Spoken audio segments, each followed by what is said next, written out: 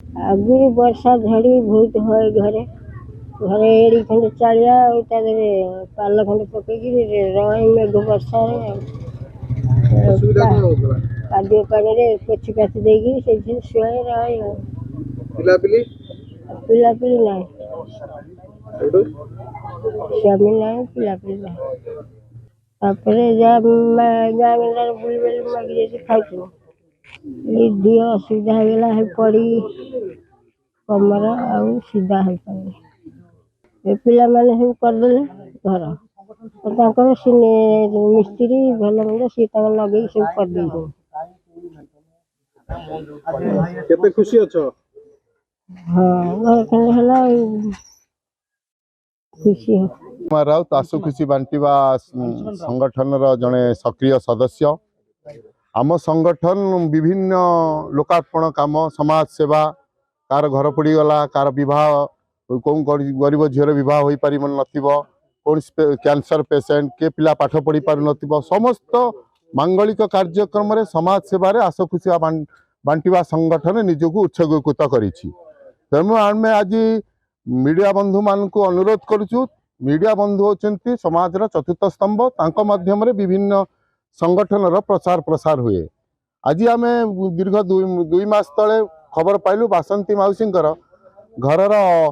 अवस्था पूरा खराब से जन तले शोले कहले चलो गोटे लाट्रिन टाइप घर होता से शोते तेणु आशु खुशी बांटिवा संगठन विभिन्न माध्यम जाना द्वारस्थ होता निकटतर हो दुख बुझापी निजक प्रचेषा करथिला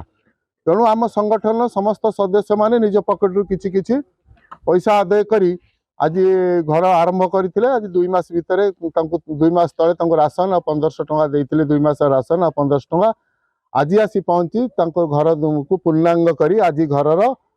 आज उद्घाटन है आज दी मास तले आम खबर पालु जे आम बासंती जेना मौसी जने बहुत निराश लोक थे गोटा छोटिया बाउंश पकई गोटा पाल पकई तले रोते आम जो खबर पाइलु आम आशु खुशी बांटिया फाउंडेशन समस्त साथी भाई मैंने कथा दिने आसिलु देखा करें मौसी की देखा कलु मौसी ये कथा कहले असुविधा है पैसा पतर ना खायापे ना से आम समस्ते चिंता कलु जे जहाँ भी हो आम आशु खुशी बांटिया फाउंडेशन तरफ गोटे गृह निश्चित दवा आउ जो दिन आम आसीलु से दिन 2 मासर राशन एवं लुगापटा पाल दे 2 मास चलनी खाद्य देलु से दिन आम प्रतिश्रुति दे जाइलु मौसी आम तुमको 2 मास भितर जमीती हेले शीत दिन टिके आडजस्ट हूँ आम तुमको घर खंडे निश्चित देव शीतर मौसी से पूरा थरु था कहीं ठंडा जोर होता है से बहुत असुविधा था